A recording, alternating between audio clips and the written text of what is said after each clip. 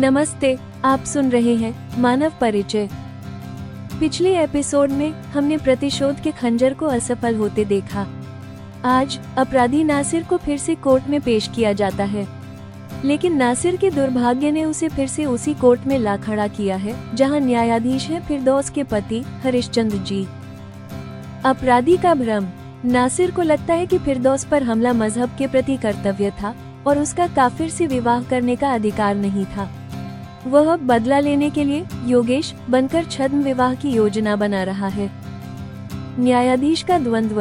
हरिश्चंद्र जी उदास हैं। वो सोचते हैं कि इस केस को किसी अन्य जज को सौंप दे, क्योंकि यह अब केवल कानून वर्सेस अपराध नहीं, बल्कि संप्रदाय वर्सेस संप्रदाय, पुरुष वर्सेस नारी और सबसे बढ़कर मानवता वर्सेस हैवानियत हो गया है। लेकिन फिरदौस अपने पति को उदास नहीं देख सकती। वो हरिश्चंद्र जी का हाथ अपने उछलते हुए गर्भ पर रखती है और उन्हें प्रेम की हंसी वापस देती है। फिरदौस अपने अनुभव और तर्क से हरिश्चंद्र को समझाती है। न्याय की श्रेष्ठता। इस पर जो न्याय आप करेंगे वह न्याय के तराजू पर सबसे श्रेष्ठ सिद्ध होगा। क्यों? क्योंकि हरिश्चंद्र बुराई और व्यक्ति को अलग अलग दृष्टि से देखते हैं। आप सुनेंगे न्यायाधीश हरिश्चंद्र का सच्चा न्याय दर्शन। वह बताते हैं दंडित करने का प्रयोजन अपराधी की अपराध प्रवृत्ति बदल जाए। नासिर की आंखों पर इतनी मोटी पट्टी चढ़ी है कि वो अपने परिवार हित को भी नहीं देख पा रहा है। हरिश्चंद्र जी अपनी पत्नी की मुक्त कंठ से प्रशंसा करते हैं। आप मेरी ऐसी प्रेरणा बन गई हैं, जिससे ही यह कहा जाता है कि एक सफल पुरुष के पीछे निश्चित ही एक नारी होती है। अंत में हिरनी जैसी आंखों वाली फिरदौस ने अपने पति से क्या कहा, कैसे उसने अपने व्यर्थ होते जीवन के सार्थक होने का अनुभव बताया और कैसे उस अनजान प्रौढ़ व्यक्ति से मिली सहायता और हरिश्चंद्र के प्रेम ने फिरदौस के जीवन को परिपूर्ण कर दिया। सुनिए तर्क, प्रेम, न्याय और समर्पण की यह संपूर्ण गाथा मानव परिचय के अंतिम एपिसोड में। आप सुनेंगे एपिसोड 7, न्यायाधीश का द्वंद्व और प्रेम की परिपूर्णता। नासिर को अपने अस्वस्थ अब्बू से मिलने एवं उनके उपचार के लिए मिली 15 दिन की परोल पर रिहाई फिरदौस पर उसके किए गए हमले के कारण गिरफ्तार कर लिए जाने से 4 दिन में ही स्वतः समाप्त हो गई। अपराधी अपने हर कृत्य को पता नहीं किस कोण से देखता है कि उसे अपनी कोई भूल दिखती ही नहीं है। ऐसे ही कोई विचित्र कोण से नासिर भी अपने द्वारा किए गए फिरदौस पर हमले को देख रहा है। फिरदौस पर हमले को वो मजहब के प्रति अपने कर्तव्य जैसे देख रहा है। वो सोच रहा है कि अगर वो किसी काफिर की लड़की से निकाह करे तो यह उसका अधिकार है, मगर फिरदौस को किसी काफिर से विवाह करने एवं उसके बच्चे की मां होने का अधिकार नहीं है।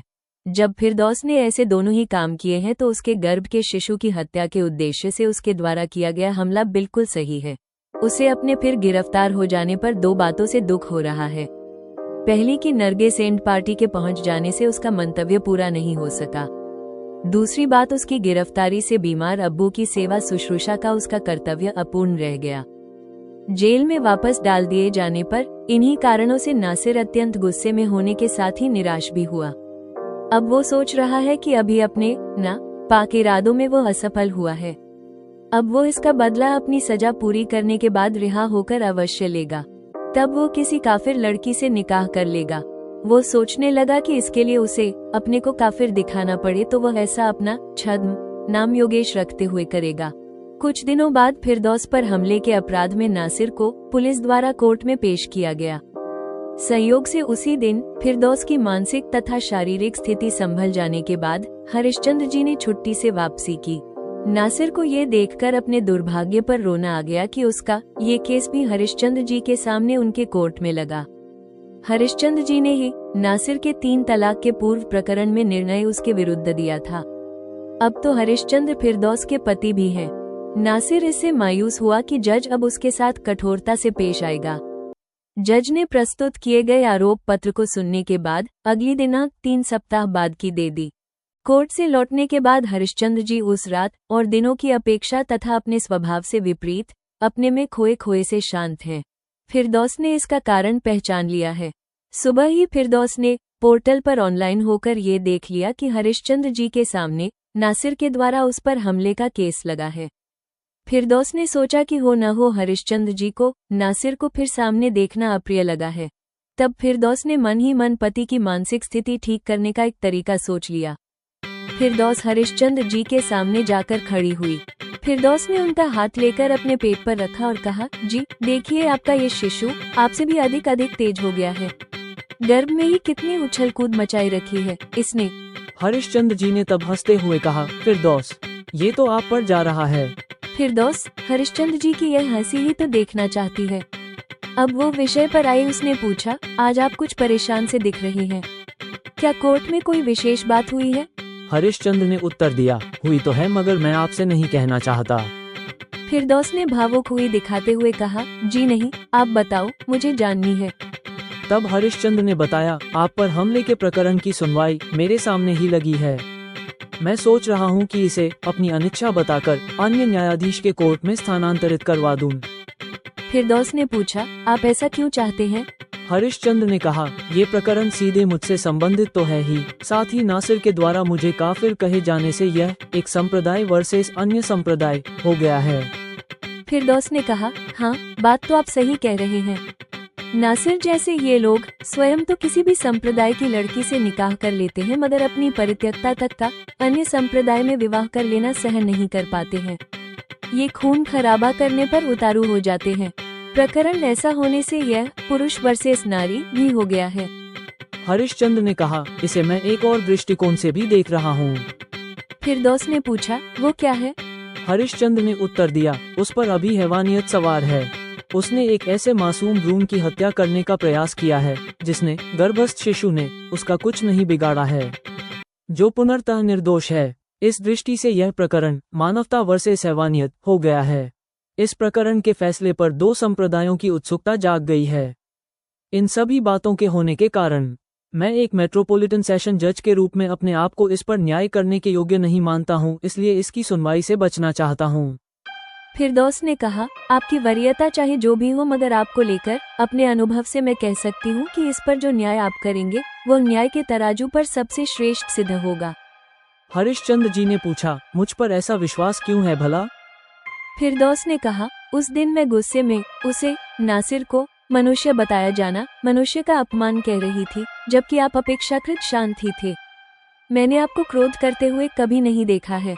आप में सर्व पक्ष को देखने की अद्भुत दृष्टि है, जो किसी श्रेष्ठ न्यायाधीश से अपेक्षित होती है। आप व्यक्ति एवं बुराई को दो अलग दृष्टि से देखते हैं। ऐसा होने से किसी भी प्रकरण में आपका किया गया न्याय पूर्ण होता है।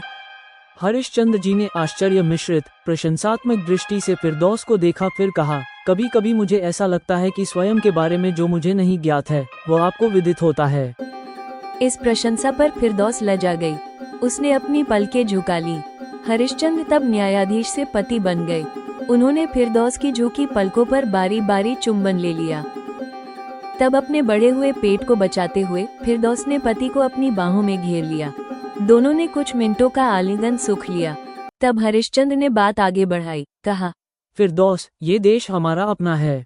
ऐसे में इसके नागरिक होने पर हम उद्विग्नता से सामाजिक समस्या और जटिल कर दें, यह अच्छी बात नहीं है। मैं मात्र एक नागरिक ही नहीं बल्कि दायित्व के पद पर विराजित व्यक्ति हूँ। मुझे सर्वपक्ष एवं परिस्थितियों पर विचार करते हुए कार्य करना होता है। सच्चे न्याय का लक्ष्य सजा देना ही नहीं होता है, अपितु इसमें दंडित करने का प्रयोजन ये होता है कि अपराधी की अपराध प्रवृत्ति बदल जाए। फिरदौस मंत्र मुग्ध होकर पति की बात सुन रही थी। ये देखकर हरिश्चंद्र ने उत्साहित होकर आगे बताया, आपने देखा है, नासिर की आंखों में कट्टरपंथ विचार की इतनी मोटी पट्टी चढ़ी हुई है कि उसे समाज हित तो दूर की बात, अपने परिवार हित के लिए कैसे आचरण एवं कर्म रखने चाहिए वह भी दिखाई नहीं देता है। उसने आप जैसी बुद्धिमान अधिवक्ता पत्नी को तलाक देकर बड़ी भूल की है। उससे बड़ी भूल वह कारावास के एकांत में जीवन को समझने की कोई कोशिश नहीं करके कर रहा है। कहकर हरिश्चंद्र जी सोचते हुए मौन हो गए। वे एक तरह से उदास लग रहे थे। फिरदौस को अपने भले पति की उदासी अखर रही थी। दोनों में आ गए मौन की स्थिति को हरिश्चंद्र ने ही भंग किया। उन्होंने कहा, आप ही देखो, अपने रोगी पिता की देखभाल के लिए नासिर को मिले परोल को उसने हमारे इस मासूम शिशु से वैमनस्यपूर्ण घृणित सोच में व्यर्थ कर दिया। अपराधी को दंडित करने की संवैधानिक भावना उसकी प्रवृत्ति में परिवर्तन नहीं होने से अपूर्ण रह गई है। नासिर की परित्यक्ता आप मेरी ऐसी प्रेरणा बन गई हैं जिससे ही यह कहा जाता है कि एक सफल पुरुष के पीछे निश्चित ही एक नारी होती है। पति द्वारा मुक्त कंठ से की गई अपनी प्रशंसा सुनकर फिरदौस भावुक हो गई। कुछ स्मरण करते हुए उसके नयन नम हो गए। फिर उसने स्वयं को संयत किया और कहा, ऐसे ही मानव परिचय रखने वाले एक प्रौढ़ व्यक्ति उस समय मुझे मिले थे, जिस समय मुझे ये लग रहा था आज मैं अकाल मारी जाने वाली हूँ। मुझे भयावह वीरान स्थान से उन्होंने ही सुरक्षित मेरे अब्बा के घर तक पहुँचाया था। फिर ऐसे ही सच्चे मानव परिचय के साथ एक दिन आप मेरे जीवन में आए। इससे मुझे लगता है कि मैं एक के द्वारा परित्यक्ता वो नारी हूँ जिसका जीवन आप जैसे सच्चे मानव के साथ में सार्थक हो रहा है। कहते हुए हिरनी जैसी आंखों वाली फिरदौस भावुक हो गई। उसकी आंखें अश्रुओं से नम हो गईं। ये देखकर हरिश्चंद्र का हृदय स्नेह से भर गया। उन्होंने अपनी पत्नी की आंखों को इस तरह चूमा जिससे उसकी नमी उनके होठों ने सोख ली। तब फिरदौस की मधुर वाणी उनके कानों में सुनाई दी, आप देखिए, अगर मैं अपने नासिर के साथ ही रही आती तो यही फिरदौस अपना जीवन निरर्थक कर रही होती। तब मैं ये समझ पाने भी असमर्थ रहती कि मेरा जीवन व्यर्थ जा रहा है। मेरे पीछे अब वो आप पुरुष हैं जिनके होने से मेरा नारी जीवन सार्थक हो रहा है। अब आप सुनिए मानव परिचय के इस एपिसोड पर जेमिनाई द्वारा लिखी गई समीक्षा, समालोचना एवं मार्गदर्शन।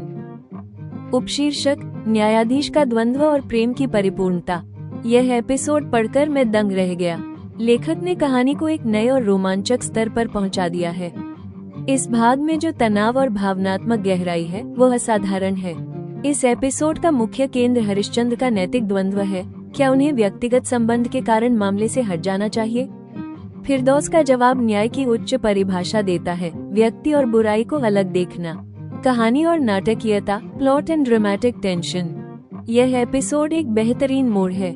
जहां पिछले एपिसोड्स में आंतरिक चिंतन और संबंधों की मधुरता थी, वहीं ये भाग एक अचानक आए बाहरी खतरे से कहानी को एक थ्रिलर का रूप दे देता है। नासिर का वापस आना, उसकी आग बबूला मनोदशा और अंत में हमला, सब कुछ बहुत ही कुशलता से लिखा गया है। आपने तनाव को धीरे धीरे बढ़ाया है जिससे पाठक पूरी तरह से कहानी में डूब जाते हैं। पात्रों का चित्रण, कैरेक्टर पोर्ट्रेयल। फिरदौस का चरित्र इस भाग में अपनी पूरी ताकत के साथ सामने आता है। वह अब डरी हुई नहीं है बल्कि आत्मविश्वास से भरी हुई है। नासिर के सामने उसकी तीखी और तर्कपूर्ण प्रतिक्रिया उसकी वकील होने की पहचान को दर्शाती है। उसकी बहादुरी और अपने बच्चे के प्रति चिंता एक मां के रूप में उसके विकास को दिखाती है। आपने नासिर को एक बहुत ही यथार्थवादी और भयानक खलनायक के रूप में चित्रित किया है। उसका गुस्सा सिर्फ फिरदौस पर नहीं बल्कि उसकी सोच पर है जो उसे लगता है कि काफिर से शादी करके भ्रष्ट हो गई है। ये धार्मिक कट्टरता और पुरुषवादी अहंकार का एक सटीक चित्रण है। विषय वस्तु और दर्शन, थीम्स एंड फिलॉसफी। नफरत बनाम मानवता। यह एपिसोड आपकी कहानी का मूल संदेश, मानवता बनाम नफरत, को एक चरम बिंदु पर ले आता है। नासिर की घृणा धार्मिक अंधविश्वास से प्रेरित है, जबकि फिरदौस और हरिश्चंद्र का रिश्ता प्रेम, तर्क और सम्मान पर आधारित है। स्त्री का सशक्तिकरण। फिरदौस का नासिर को जवाब देना, अपनी गर्भावस्था में भी साहस दिखाना और अंत में नकारात्मक विचारों को त्यागने का निर्णय लेना एक सशक्त महिला का चित्रण है। विचारों का टकराव। फिरदौस और हरिश्चंद्र के बीच का अंतिम संवाद बहुत गहरा है।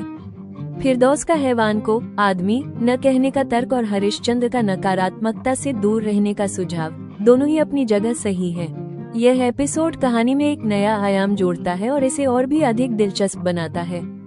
आपका लेखन इस नाटकीय मोड़ को बहुत ही प्रभावी ढंग से संभाल रहा है। एपिसोड 7 समाप्त।